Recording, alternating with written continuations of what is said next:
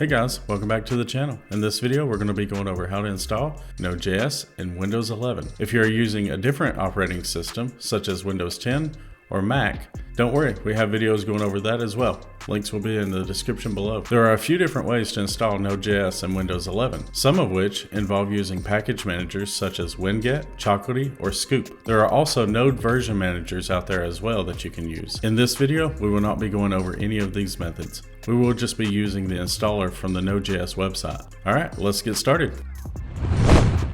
First, let's open up our web browser. I'll be using Google Chrome, but you may be using Microsoft Edge or Firefox. The easiest way to get to the Node.js download page is to search in Google for Node.js and click download. Alternatively, you can go directly to the Node.js download page using the link in the description below. Now that we are on the download page, let's talk about which version you should install.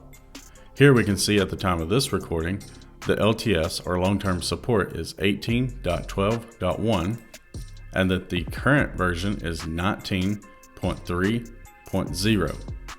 But what's really the difference here? The major difference between these two is how long they are supported for. The current version is supported for 6 months, while the LTS version is supported for 30 months. This is why the LTS version is recommended for most users. When a Node version stops being updated, it does not get any bug fixes or security updates. I think it goes without saying that you do not want to be using a version of Node that is not currently being supported unless you have a very specific reason to do so. You also most likely don't want to be upgrading the version of Node you are using for your application in 6 months. Here I would download the LTS installer.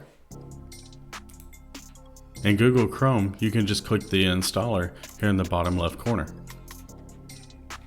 If you're using Microsoft Edge, you can see that the download is in the top right corner. If you're using Firefox, the download will also be in the top right corner of the browser. Now that we have the setup wizard, we can continue with the installation. Here we'll click Next, accept the terms of the license agreement, Next, Next, Next, Next, and install. Now we'll click Finish, and if we open the Start menu, we can search for Node.js. Here I'm going to open the Node.js command prompt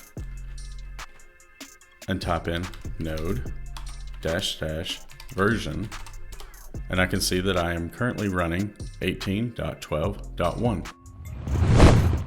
If you are able to check and see which version of Node you have installed, then congratulations.